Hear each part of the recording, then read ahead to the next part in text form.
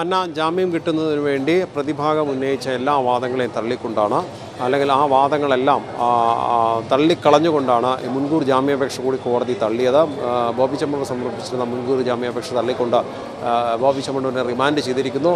ഇയാൾ ചെയ്ത പ്രവൃത്തികളെല്ലാം അത് നിയമപരമായി തന്നെ തെറ്റാണ്, തെറ്റ് ചെയ്തിട്ടില്ല എന്നും ദ്വയാർത്ഥ പരാമർശം എന്നത് മറ്റുള്ളവർ കെട്ടിച്ചമച്ചതാണ് അല്ലെങ്കിൽ ദുർവ്യാഖ്യാനം ചെയ്തതാണ് എന്ന് പറഞ്ഞുള്ള വാദങ്ങളെല്ലാം തള്ളി ഏത് ഉപാധികൾ കോടതി വെച്ചാലും അതെല്ലാം അംഗീകരിച്ചുകൊണ്ട് ജാമ്യം നൽകണമെന്ന അപേക്ഷയും തള്ളിയിരിക്കുന്നു. തെറ്റുകാരൻ തന്നെയാണ്. എന്തൊക്കെ അല്ലെങ്കിൽ എത്ര ഉന്നതനാണെങ്കിലും അതിൻ്റെ ബലത്തിൽ പണത്തിൻ്റെ ഹുങ്കിൽ അതിക്രമങ്ങൾ നടത്തിയാൽ ഒരാളെ അധിക്ഷേപിക്കാൻ ഒരുങ്ങി പുറപ്പെട്ട, പ്രത്യേകിച്ച് സ്ത്രീവിരുദ്ധ പരാമർശങ്ങൾ നടത്തുന്നത് അംഗീകരിക്കാൻ കഴിയില്ല എന്ന് കോടതി വ്യക്തമായി തന്നെ അല്ലെങ്കിൽ അസന്നിഗ്ധമായി കോടതി അടിവരയിട്ട് പറയുന്നതാണ് ഈ റിമാൻഡ്. ബോബി ചെമ്മണ്ണൂരിനെതിരെ ശക്തമായ നടപടി പോലീസ് എടുത്തിരുന്നു.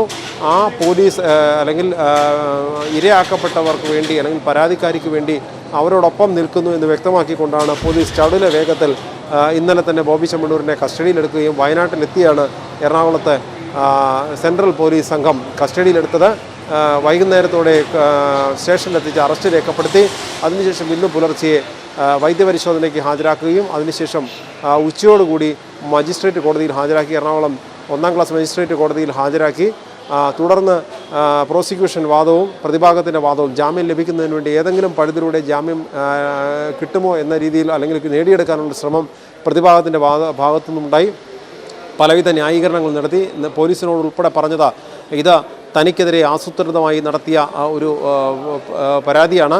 4 മാസങ്ങൾക്ക് മുൻപ് നടന്ന ഒരു സംഭവത്തിൻ്റെ പേരിൽ ഹണി റോസ് ഒരു സോഷ്യൽ മീഡിയ അല്ലെങ്കിൽ ഒരു സിനിമയുടെ പ്രൊമോഷന് വേണ്ടി ഇത്തരത്തിലൊരു അവസരം മുതലെടുത്ത് നടത്തിയതാണെന്നുള്ള വാദങ്ങളെല്ലാം തള്ളി. ഇതെല്ലാം പ്രോസിക്യൂഷൻ ഈ തെറ്റായ വാദങ്ങൾക്കെതിരെ പ്രോസിക്യൂഷൻ കൃത്യമായ കാര്യങ്ങൾ പറയുകയും ചെയ്തു. തന്നെയുമല്ല, ഈ ചെയ്തത് തെറ്റാണെന്നുള്ളതിന് കൃത്യമായ തെളിവ് പോലീസ് തെളിവ് കണ്ടെടുത്തിരുന്ന ഈ